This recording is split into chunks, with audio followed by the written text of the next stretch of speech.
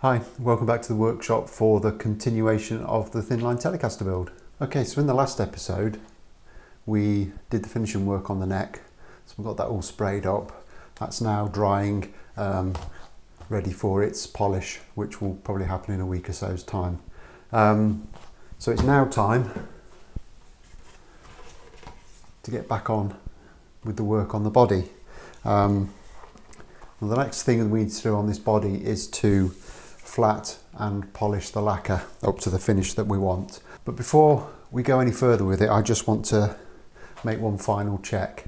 Now you may remember a few episodes ago when we cut the neck pocket in this body that we took a great deal of care to make sure that the template we used was a really good fit for the neck. Now the template I made was the exact shape of this neck plus the thickness of one ply of sellotape. Now the reason for that ply of sellotape was an approximation of the thickness of lacquer that we're going to go on. So once these two components are lacquered, we should have something that fits absolutely perfectly. And now is time to test that theory out. So what I'm going to do is fit the neck and see how we've done.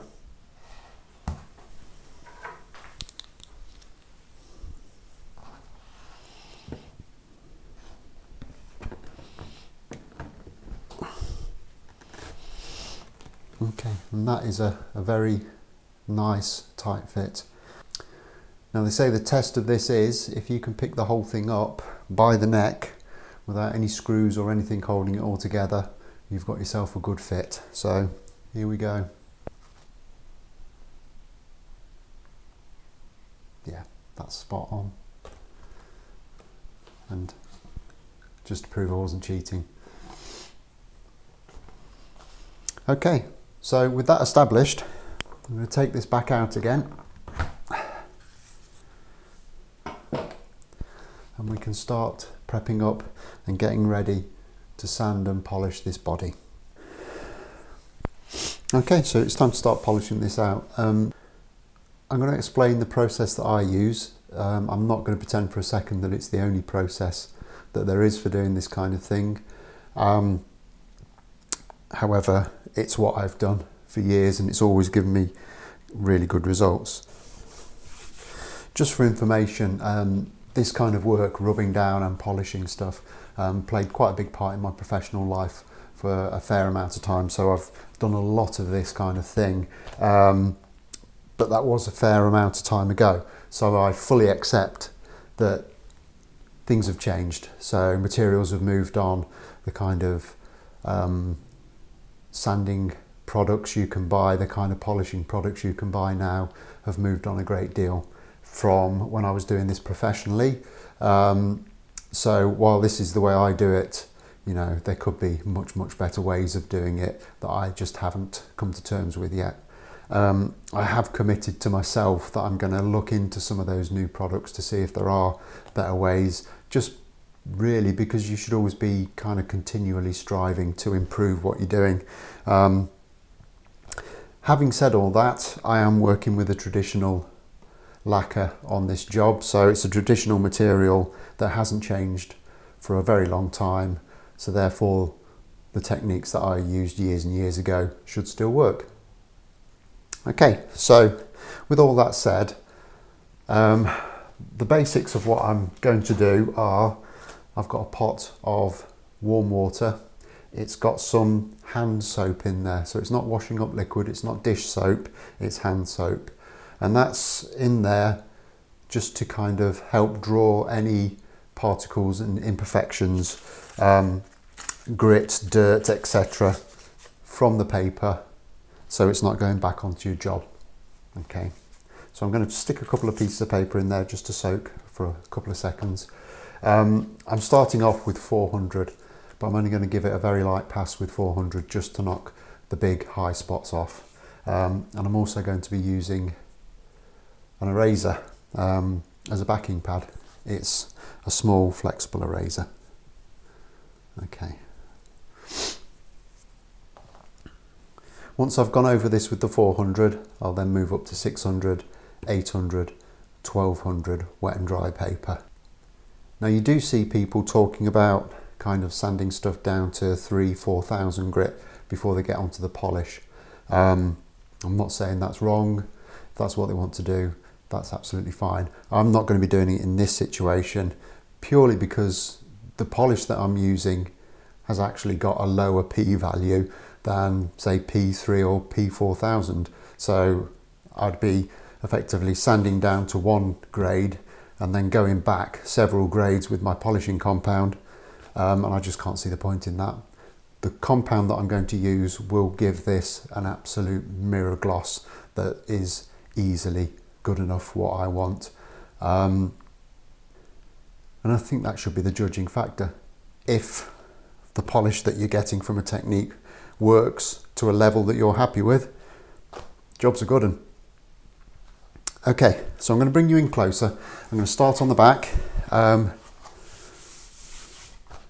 for no other reason that if we encounter a problem early on, it's on the back, it's less obvious. I can't see us encountering any problem, but I'll bring you in closer. Okay, before we make a start on this, I feel compelled to say that the dark grain filler on this back was a decent choice. I think it looks really, really nice. Okay, so this paper should be nice and soft now. I'm just going to wrap it around my block, put a little bit of water on the back of the guitar, and then I'm just going to start working around small circles.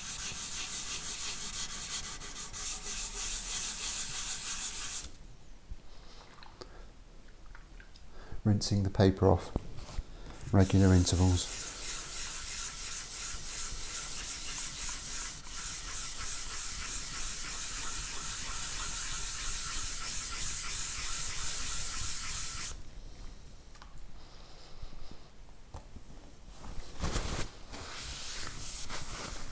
Quick off.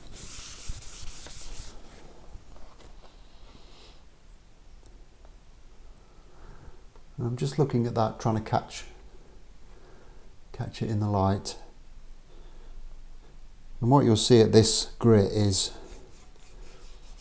the low spots where you haven't quite got it will still be shiny, and what you have sanded will be relatively matte. You don't really have to get right the way past those shiny bits on the first pass with the 400 paper. What I'm going to do is just kind of sand it until I've got the bulk of the orange peel out, and then I'll move up to a higher grit. So I'm going to stop talking now and I'm going to crack on, and I'm going to go all the way over the back with the 400 paper.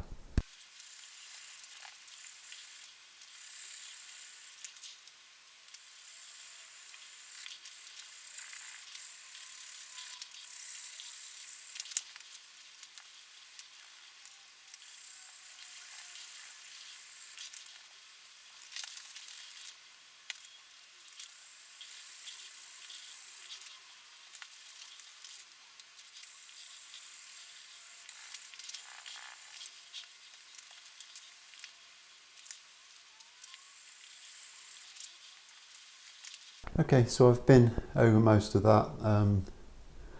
There's still a little bit of orange peel in it, but the vast majority of it's gone. So what I'm going to do now is I'm going to take any unused paper out of that water. I'm going to dump that water, collect some fresh water, and then repeat the process with some 600 wet and dry.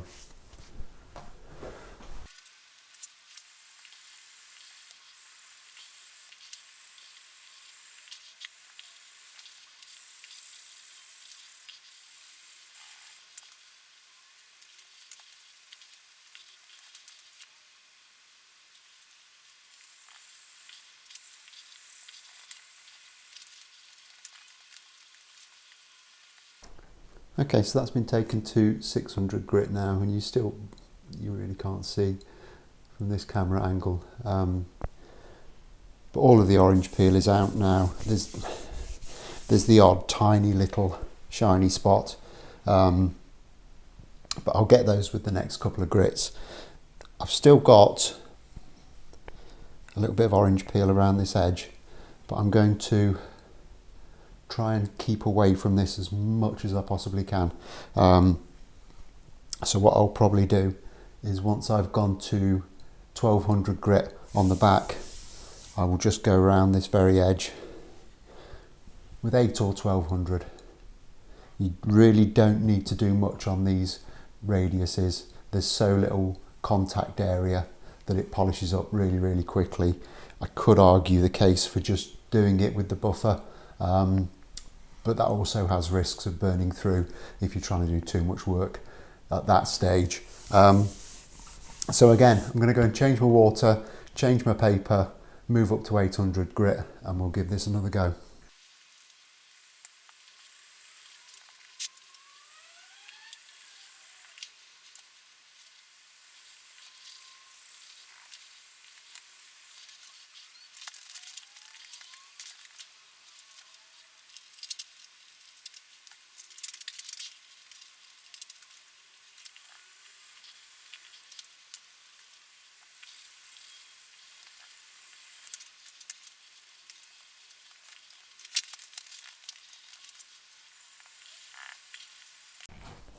Okay, so I've gone to 1200 wet and dry on that now. You might have just seen me going around the edge at the end there.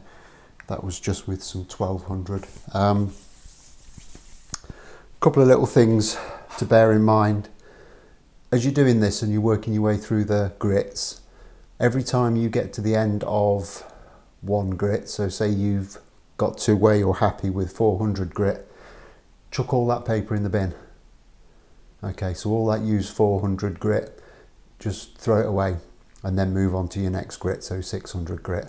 There's nothing more frustrating than getting right the way to near to your final finish and then realising you've tried to just touch a little piece up with 400 grit instead of 1200 grit, and you've got a load of rework to do. Second thing is get decent abrasives. Life's too short for cheap abrasives, especially in the finer grits. If you're using 60 grit, it doesn't really matter, but once you're into the kind of finishing and polishing stages, good abrasives will save you loads of time and effort and ultimately money. So it's really worth spending that little bit extra money, in my opinion. Right, so this now is ready for polish. So I'm going to clear up all the crap that's accumulated while I've been rubbing down and get my buffer and the airline plugged in. I'll be back with you in a second. Okay, so we're ready to go. And to polish it up, I'm going to use my little air sander. This is a random orbital sander with a little foam polishing pad on. And I'm just going to be using some, you see that G3 compound. Now this is a water-based compound, so it needs to be used wet. So ideally you need a bit of water onto your buffing pad and a bit of water on your job when you put the compound on.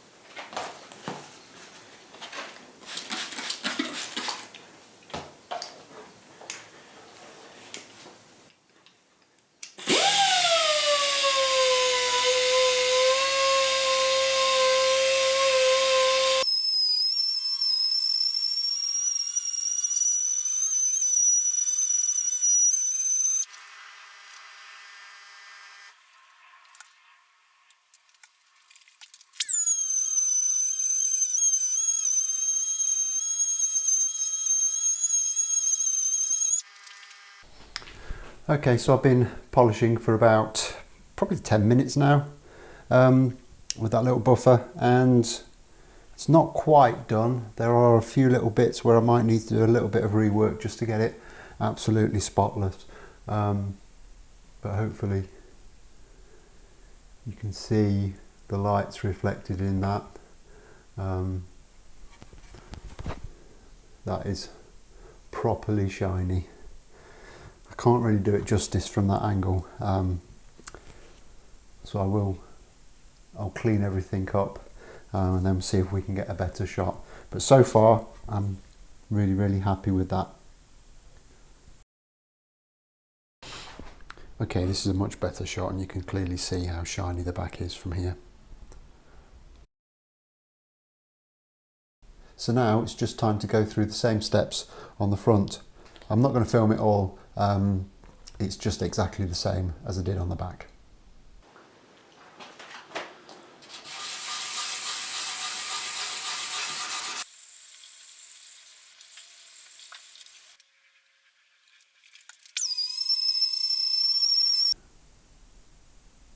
Okay, so that's the bulk of the polishing done. I'm going to have to go over a few little bits again just to clean them up, but I'm really happy with the results. You can see the top is super shiny. You can't really see it in this shot. I'll try and get some better ones, but the figure has really been brought out in the top now that we've got a gloss on it. So I'm just going to try and set up and see if I can get a couple of better shots of that.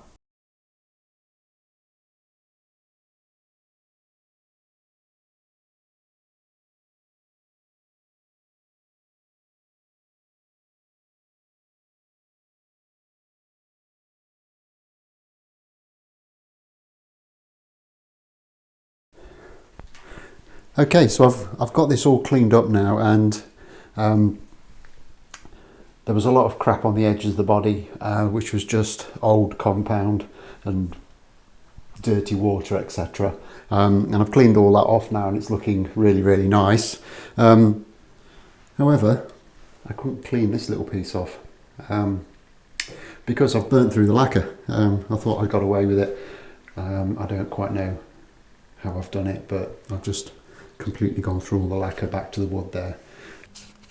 But we're not going to look at it as a problem, we'll treat it as an opportunity. And it's a really good opportunity for me to show just why I love working with nitro quite so much. With some finishes this could be a bit of an issue, but with nitro this is quite an easy fix. So what I'm going to do is I'm just going to very gently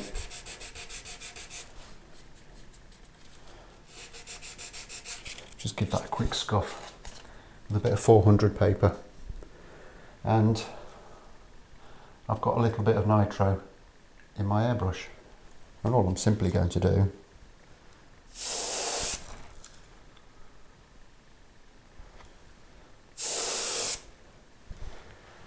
I'm going to give it about 3 coats.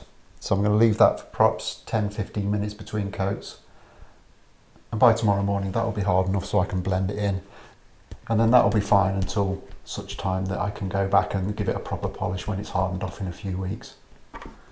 Okay, that's it for this episode. This is getting really close now.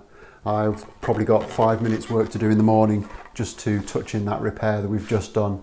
And then we're looking to start getting some controls into this, fitting the pickups, getting the body fitted out. So I'm going to be back very soon with the next instalment. So like, subscribe, all the usual stuff, and I will look forward to seeing you next time. Thanks a lot for watching. Bye bye.